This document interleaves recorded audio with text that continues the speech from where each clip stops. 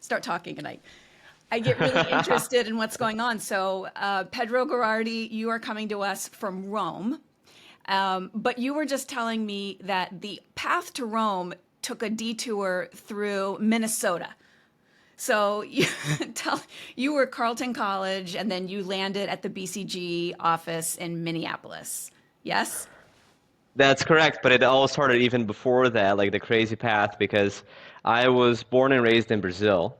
And then in high school in Brazil, I just learned that there was a chance to get a scholarship to a good school in the US, and that's how I ended up in Minnesota, without visiting, without knowing. Like, I had been to the US once in New York, and that was my entire experience there. And then, yeah, after 4 years, I did a lot of internships in third sector consulting, food and beverage, and then I ended up joining BCG because I was not sure what I wanted to do.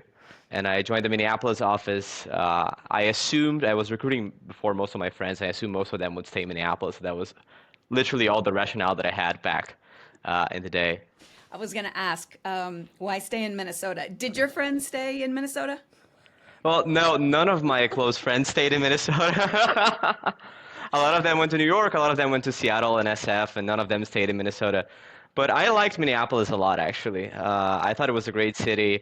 I ended up, also because I was not in a close circle of friends in Minneapolis at all, I ended up making friends with the other associates in the office, and there were only 6 of us who joined BCG out of college that year, so it was a very small, uh, you know, community, and I ended up living with one of the other associates and a friend of his from college, and it was a fantastic experience, even if I got there alone. Did your apartment have a name? Like, did you give it a name? Like, I'm assuming this was like the social gathering spot if a couple of you were living together. Like, did it have a name? We did not give it a name.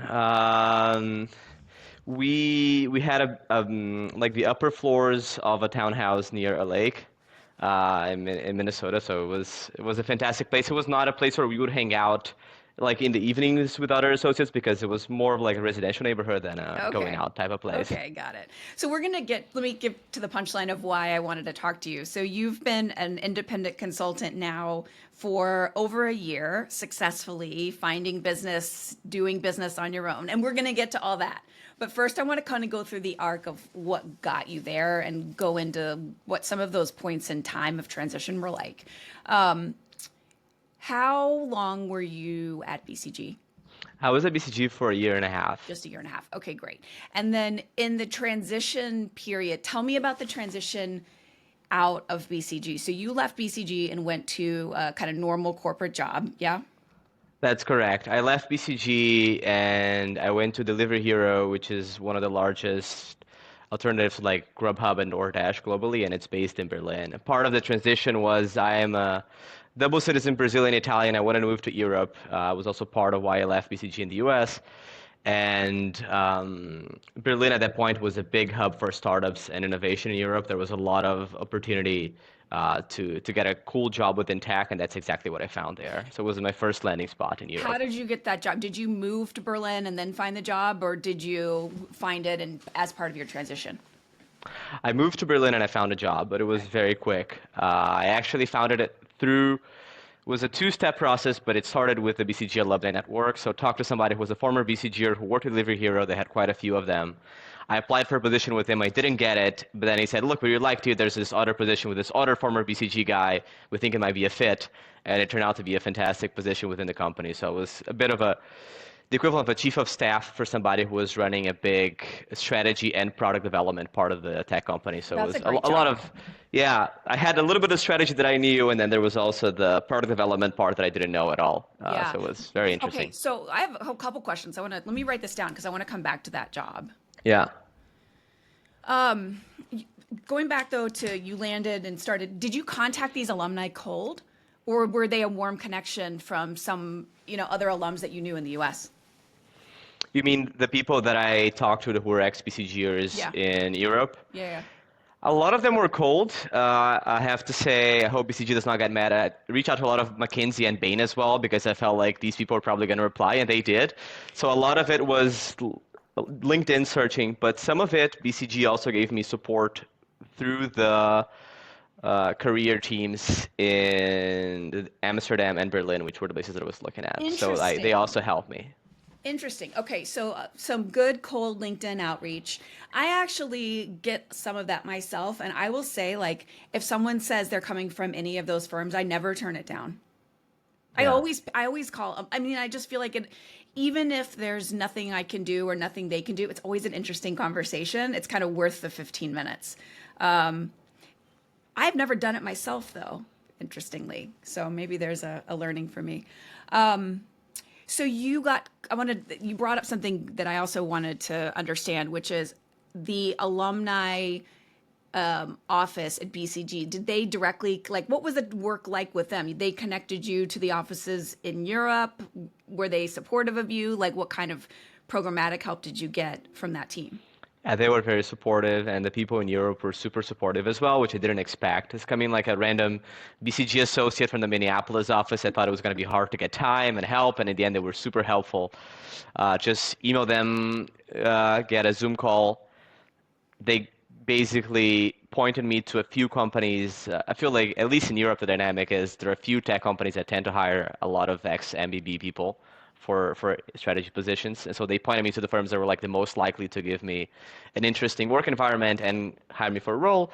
And then even after I got the offer at Delivery Hero, they helped me benchmark it and see if there was like anything that I should negotiate on, if it's like the kind of right contract that I should be looking at. Because when you're moving overseas, especially a place like Germany, it's not like every contract is just like an at will contract like the US, or like all different Yeah. types of contracts that you can get. And they helped me throughout the process from getting the leads to analyzing the companies and then eventually negotiating the contracts. That was great.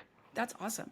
I've gotten to know the career transition team at BCG in the US, and they are great. And I didn't, when I left, I just left under the cover of night. And like I've told my story on, on the pod before, I took advantage of none of this. And so I can't say if this was there in my time or if this is new because I didn't experience it. But I think from what I've experienced now, it's a really, really it just feels like a really nice, well-oiled machine that is really does have its kind of finger on the market and kind of can help consultants navigate and make the introductions where they need to. So, um, 100%. Even before I decided to go in transition, so like as I was closing my 1 year mark, I realized that I didn't want to keep doing BCG for too long. And while I was still working as an associate, I like stealthily reached out to people in the career transition team in those offices and chatted with them. Like without telling anybody in my office or anything, I just took the risk. I'm like, all right, I hope they're not gonna like call my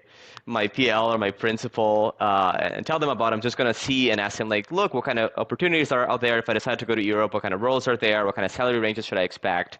How long does it take to make this type of transition? So I was like testing the waters before I even made the official move. yeah. And for you in Minneapolis, were they local or were they in Chicago? They were based in Chicago. Based in Chicago, yeah. I feel like maybe Yes. there's a little bit of an you might be someone might be more apt to reach out if it wasn't like down the hall from you, you know. Um, did you in your transition, did you take any of the financial assistance? Was Yes, that I did. available to you? Okay.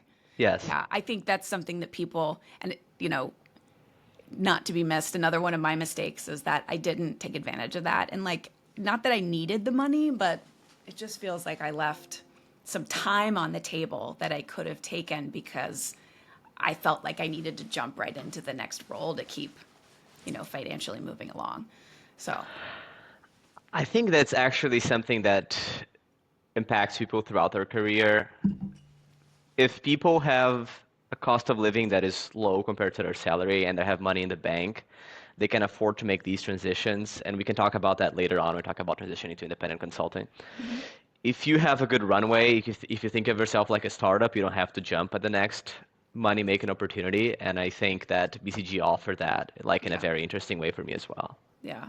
Yeah, I think too. I don't know why I didn't do it. Like it's it's a lot easier to think of yourself like a startup and make the jump when it's just you.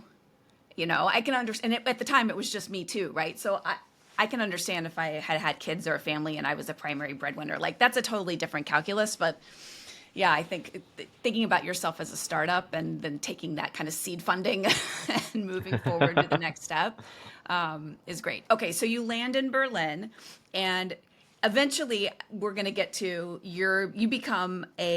you leave that role and you become an independent. Like, what I want to understand is, was that a conscious choice?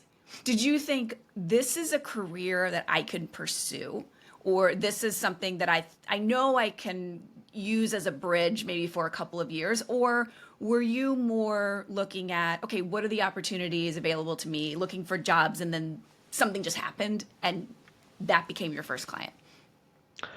So the story has two bumps in it before I became a consultant, because I was at Delivery Hero.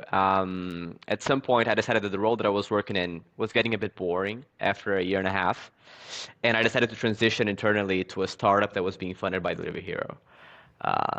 And then 2 weeks before I started my job at that startup, it was at that point 2022. Interest rates were high, and Delivery Hero was shutting down all the unprofitable parts of the company, including that startup. So I was like literally on vacation. And then I got a call, look, the startup is gone. Like, they're gonna give you some severance money, and then that's it. Like, that's gone. Do you want to go back to your old job or not? And I said, yeah, you know what? I don't want to go back to my old role. I'll take the severance money. I'll get out. And then I took some time for myself. I went on a solo cycling trip in the Alps. And then a few weeks later, Red Bull actually reached out to me, and they needed somebody who spoke Portuguese, English, and German, and had experience in all of these countries, and was a former BCGer to work at their strategy team in Germany for Italian too, soccer. right? They didn't need Italian, But actually. you They speak haven't bought. Italian. I also do, yes, but the. I was a very good fit for the role, and then I started working there, and it was a very interesting experience. My boss was also former BCG. In both of my jobs, actually, that was the case. Um, and then the CEOs changed. The company went through a massive reorg. And then after 6 months, I was like the last person in the team finishing up the projects, and they let me go. And it was like a second bump within a year of like suddenly the tables turn. And basically, I was like, all right, I don't know exactly what I'm going to do. I started doing some networking. I was thinking about different industries that I wanted to get experience in. And then, like after my second networking call, somebody said, I know somebody who want to hire you for a project starting next week. Can you talk to them? And I was like, okay. And then basically I talked to somebody, and they said, look, we have a company. We need a management consultant doing work for us ASAP. Can you start as a Okay. freelancer? I'm seeing two patterns with you. All right? Tell me if this is Okay. true. One is you're incredibly resilient. So you Yeah, I'll take described that. these bumps, but they feel like, ah, they're little speed bumps. Um, second is that people are coming to you. So you're doing something different, is my hypothesis, than other people are doing, where you're leaning into alumni, but you have some network of contacts or relationships that's different. What do you think? I think you're right. I think the resilient is something that I don't notice that much. People tell me after I tell them like all the things that happen, and people are like, "Well, how you landed on your feet?" And I'm like, "Yes, I guess I did." Like it was just so natural to me that I didn't think too much about it. And yes, I think, and that's also what I've noticed so far. And I imagine it's the standard experience of an independent consultant is people just come to you. Like It's if not you've the done good. standard experience, Is just it so you not? know. Okay. So it's my No, standard experience. I think it is the standard experience of someone that can have longevity doing this, but I don't think it is the norm. I think that is special. I see. That's just what happened to me. And even today, if I'm thinking about like leads and proposals I sent in the past 2 months, like a lot of that is people from my network that are either doing independent consulting and reach out to me because we have compatible skills, or there are people that know me from my experience when we were colleagues in a company and then reach out asking for some sort of service. Okay, in order for them to reach out, they must know you're doing this, correct? That's correct, yes. Right? So how do they know? What are you doing to make sure everybody knows? I try to stay active on LinkedIn and post interesting things, and I think there's also a tip that you gave me back 6 or 7 months ago, which is you gotta pop up on people's screens and stay in touch. And so I think that's part of it. Hmm. Um, Part of it is just actively staying in touch with people that I really enjoy working with and I would love to work with again. Okay, I'm going to dig on this a little bit if you don't mind. How do you actively stay in touch? Like beyond, I know LinkedIn, fine, but like how do you actively cultivate these relationships? I think for a lot of relationships, uh, and by a lot, I don't mean hundreds, but I mean more than Plenty. 10. Yeah. I These are just people that I stay in touch with naturally, that I just build a good rapport with when I was working with, and I would be in touch with regardless if I were a painter, an independent consultant, or like the president now. Like it's just people that I just enjoy staying in touch. I have also this thing that I started doing in the US of sending like handwritten Christmas notes at the end of every year. Yeah. And people love that. And so it's just like a fun way to stay in touch and talk to people. And I think it just comes naturally to like what I'm doing and how I'm doing. All these kinds of things just happen, and people, I'm in probably like in people's minds more often than I realize. Yeah. And you're in people. So, okay, I have a hypothesis on how this works. Like, I call it a referral engine. And it's kind of, we've had the same thing. Like, we've built the business exclusively on inbound. Like, I've never pitched anything. And it's all referrals of people that either knew me, like you're saying, or now it's people who know our clients or former clients or clients that have moved. And I do think that keeping in touch on a personal level is so, first of all, it's so important. Second of all, that's the fun part. Like, I feel like you're like, they're my friends. I would like keep in touch with them anyway, right? Like that's kind of the thing and how we do it. The other thing I think is you don't need more than 10 or 20 of these people to do this for the rest of your life.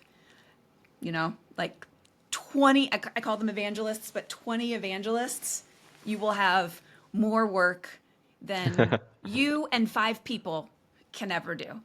So, Yeah, that's 100% fair. I was just thinking of an example last night. I caught up with 2 different friends, one from college, one from a volunteer organization in the past month, and I realized it'd be a good fit to chat with each other. And it just put them in touch. And yeah. it's the kind of thing that over time, I'm not expecting anything back from them, but they, just like I thought about them, they will think about me when an opportunity comes up. So it's like, Yeah. it's a, it's a very interesting way to understand the consequence of just fostering relationships with people that you like. Yeah. So, okay. So back to, I want to have a question before I ask you about the real transition. I want to hear about this bicycle trip. Yeah, So how long I did you go for? Like, where did you go? Was it spur of the moment? it's funny to talk about that because now my mostly recurring client since I started working in consulting is a cycling trip company. So it feels like I was almost previewing some of what was going to come ahead. But I used to do triathlons back when I was in college, and I had this idea of doing like a longer trip, and so I got my bike, and then for 8 days I cycled from Munich to Venice over the Alps, and it was my first cycling trip. And then since then, I realized that I really enjoy these types of active vacation. I feel like I'm always the kind of person that has to be doing something all the time, if not 2 or 3 things at once. And cycling from Munich to Venice is already a lot, and so it puts your mind at a more rested state. And since then, I've done other cycling trips. Last summer, I walked the Camino de Santiago in Spain for 40 days. So it's just the kind of thing that I really enjoy doing and gets my mind in a Yeah. good place. We talked about this because my stepson just did that. He as was part of his gap year. Okay, so actually, I want to recognize and call out a third pattern here, which is I always need to be doing 2 or 3 things at once. This is the thing, the other thing that I hear from people who can make independent consulting a long-term play. All of us are always doing 2 or 3 things at once.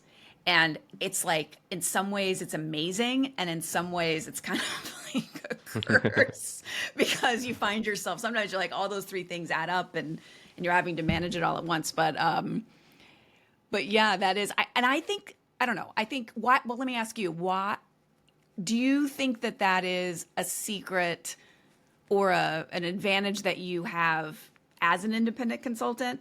And if so, how does it help you? You mean to the tendency to do multiple things at Yeah, once? this need to be just doing all these things.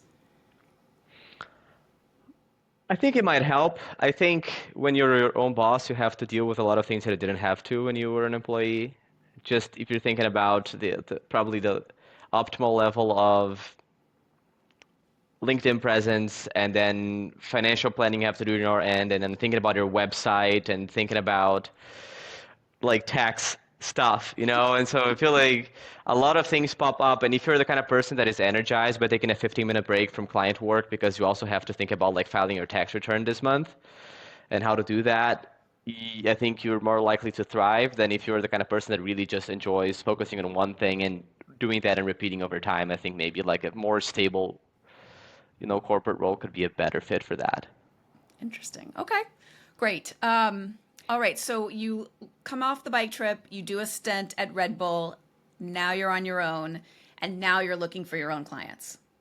Yeah, 100%. So how did the first one materialize?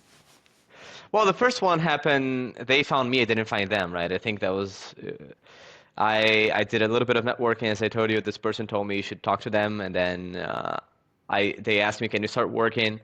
And then, well, I hope the tax authorities don't hear that, but I was like, look, I can't even bill you because I don't have like the legal stuff to do that. So I'll work for you and I'll figure out how to bill you later and I'll trust you that you pay me and that's fine. And then I just started working with them and I was very surprised that a lot of things that I didn't like at BCG, I had in a positive way to change as an independent consultant. How so? The first thing that comes to mind is ownership.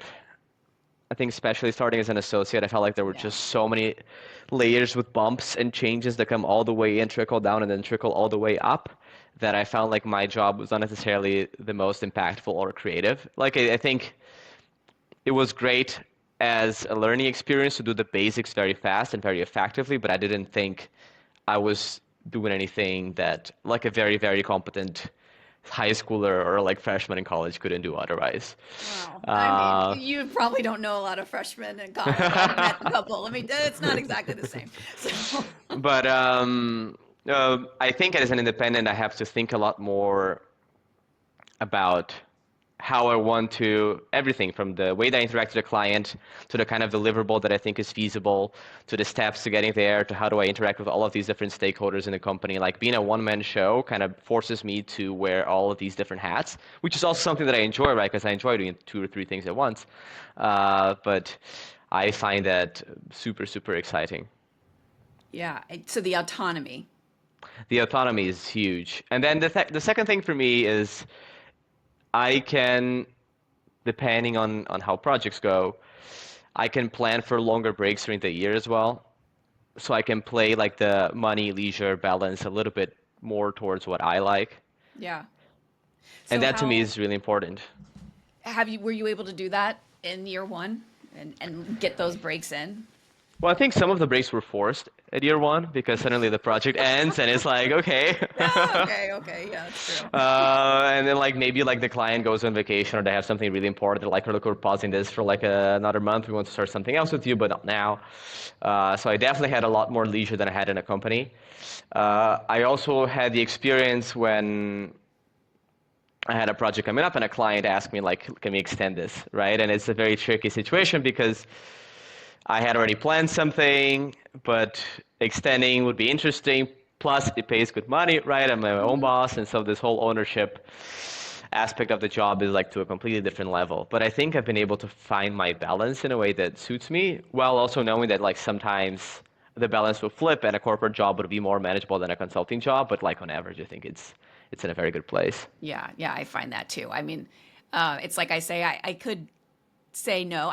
The fact that I could say no is one of the whys why I keep doing this because I always think, oh, I could say no. You know, and I say no, I say yes 99% of the time. Like that 1%, I will say no, but it's always got a real justification. Like, this isn't what I'm good at, is typically like why I will say no to the 1% of things. But yeah. But that's also something that I remember the first time that we chatted is something that really jumped out because after being in Europe and also working with European clients, or at least partly European clients for a while, my critique of European way of doing business is no comes a lot more often. And when I talked to you in our first chat, I realized you're the kind of person that is always looking for the yes, right? Yes.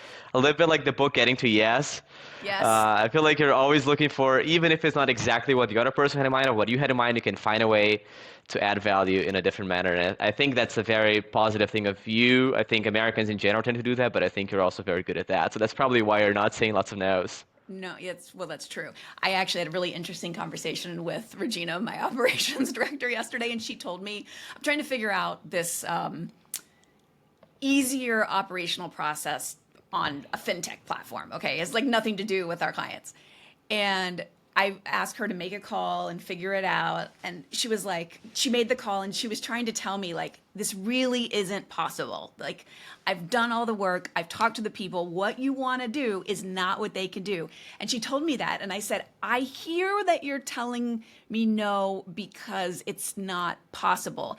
I just don't want to believe it yet. So you're going to have to keep telling me until I've absorbed and really like believe and accept this no, because it's this little thing that you're right. I absolutely, I am always trying to find the yes. It's actually, it's interesting. It's like my hobby, going back to the idea of 2 to 3 things.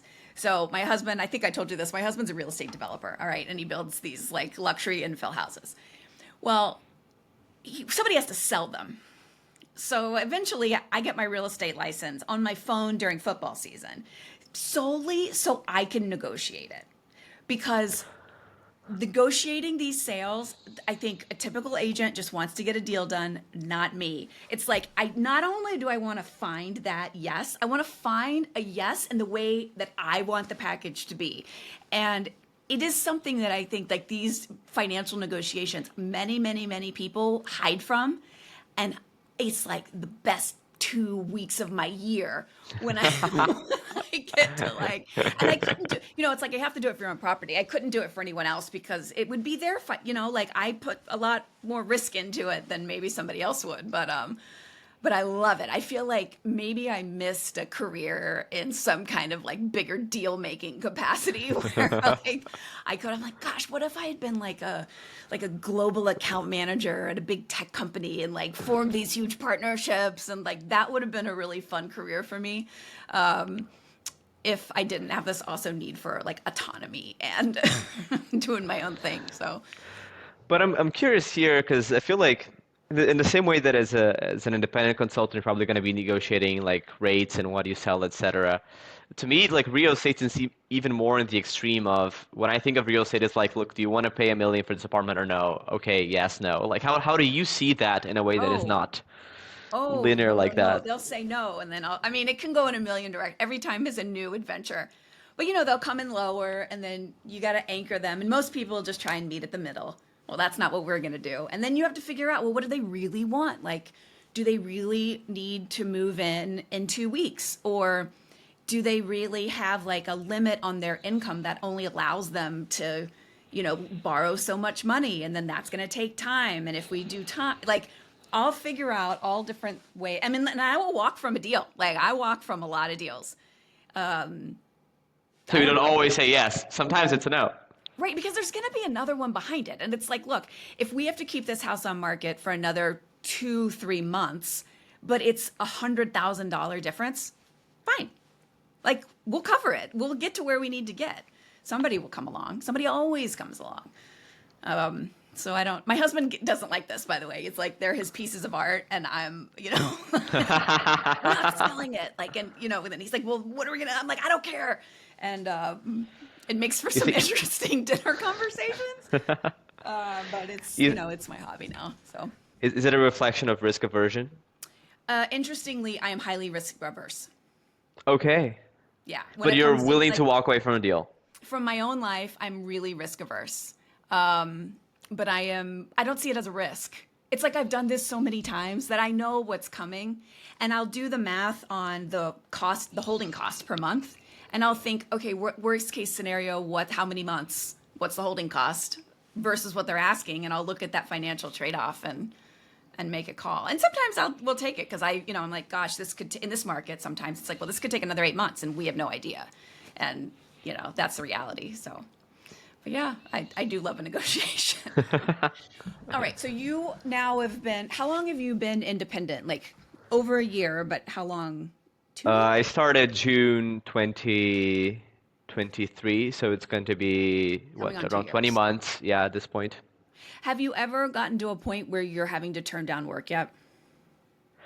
I came to a point last year, yes. Why did you And turn it down? I was full dedication with one client, and it was a big project, and then a previous client wanted me to do some work, and I Yeah. just couldn't fit it in. I talked to my full dedication client. I explained the situation. I said, look, can I take this one meeting on a Thursday afternoon? Is that okay? Like, would that impact? No, that's totally fine. So I could take the one meeting that I really had to be in, and eventually work later on with a client on the project that he wanted me to work at the moment. Cool. Um, what, so looking back on the last almost 2 years, for you who is a highly resilient and autonomous person, what's been the hardest part? I love my communities, and I started independent consulting when I was moving out of Germany, so into a new place, right, Italy, where I hadn't lived in over 10 years, and I missed a lot of the community that I found in the office. You know, like these relationships that we talked about earlier on, like I really enjoyed going out for lunches and meeting people even after work. Like I got to know some of my coworkers' kids and partners. And being a freelance consultant, I felt like sometimes I was like alone in the room. And it was less of an issue for like solving work problems or getting like a second pair of eyes to jump in and look at something. But it was more of an issue to just feel like I am supported and part of a team in a way. So that initially was a problem, I think. Is it still a challenge, or have you found a way to at least lessen it? It's not completely gone, but I found a fantastic co-working space near my house in Rome, and it's like a 10, 15-minute walk. And it's a really interesting space because you have a mix of people doing all kinds of different things. And a lot of them are from here. Sometimes I have people coming from different parts of the world to stay here for a few months. And so it's a very vibrant community. We have lunches, have a big terrace overseeing the neighborhood. It's just a lovely space. And it also gives me the routine to not take like calls from my bedroom or something like that. You know, like I'd never want to be Yeah. like working in my house where like the most that I'm walking is like from one room to the living room to my bedroom to the bathroom. Like this is I like to do a lot of things at once. I like to separate spaces, walk, like be active. It's hard to do that if I'm at Rome, if I'm at home. Yes. Okay, how long into, like, when did you start going to the co-working space? Well, initially when I started, it took me almost 1 year because I was not in Rome in the beginning. I was in Tuscany in a small town, and there I used to go to the library, but I was the only person in the library, so it was not like it was a very Sad vibrant man in the Tuscan space. library. We all feel like Yeah, all our violins are out, like coming for you, the tiniest violins. Yeah, no, I it can was it was. understand. You're a young guy, like you don't want to be in a. Yeah, I get it. Me, I'd be like, oh, this is great. Like, Right. so then you came to Rome, and you were now in a city, and you joined a co-working space, and now you've got some social interaction during the day. Yeah, that was the first thing that I looked. Two things, a book club and then a co-working space. And I feel like that's what I rely on for a lot of my social life now. What's the name of the co-working space? We'll link it. It's called Working Co without a G, so like working and with an N, Okay, we're gonna CO. look it up. So I have, you can see, I'm in my office. I work in a co-working space as well, although we all have our own offices here. And I don't really talk to anybody, but I will tell you, just coming downtown every day, having a routine, and seeing other people. And I do talk to the staff here. They're real friendly and they're so helpful. It really helps me kind of separate the church and state and have like a home life and a work life. And it helps me be a lot more focused and productive, honestly. Like I can, even my commute sometimes gets 40 minutes on the way home. It's 4.5 miles, by the way, 40 minutes. But By foot. no, by car. Like it's ridiculous. But I get that 40 minutes back in the ability to focus in the 6 hours that I'm here. And the tech never fails, and my office is always clean, and there's coffee, and like all those things are laid out for us. I find it hugely beneficial.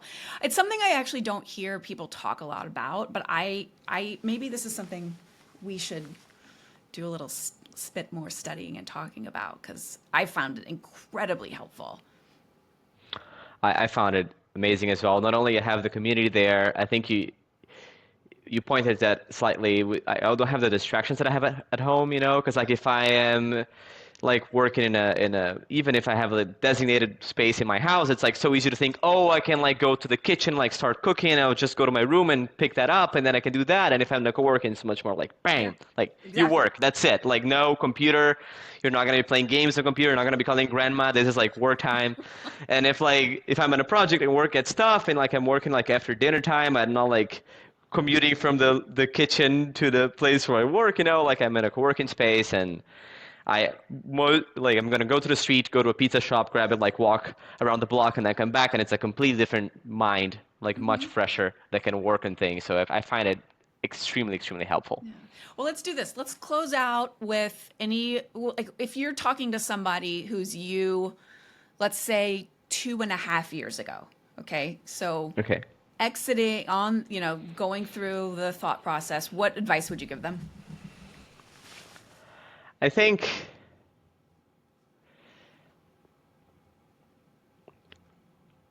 two things come to mind. I think the first one is that especially the type of people that gets into consulting, they tend to be very risk averse, but they often have a very clear idea of what the risk is. They just don't want to think about the possibility of becoming independent consulting and failing in a way and having like a 6 year or like a 1 year gap on the resume. And I think this is such an overestimated risk.